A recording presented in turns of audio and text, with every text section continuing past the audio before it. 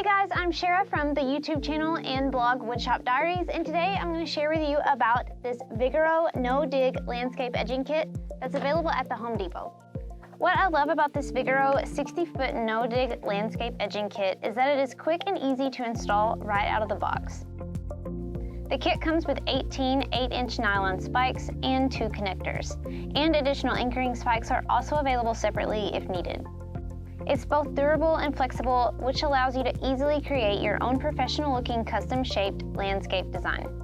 There's absolutely no digging required for installation, which saves time and energy and also keeps your project area looking nice and clean. To install, simply position edging around any planting bed or tree and anchor in place using the provided spikes. Again, there is no digging required. The edging's L profile design offers both stability and flexibility, making it ideal for both straight and curved landscape designs.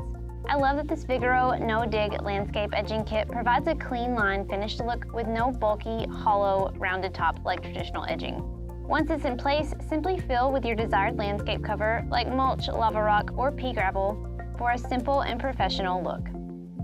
Create your own simple and beautiful landscape area with this easy-to-install Vigoro no-dig landscape edging kit available at the Home Depot.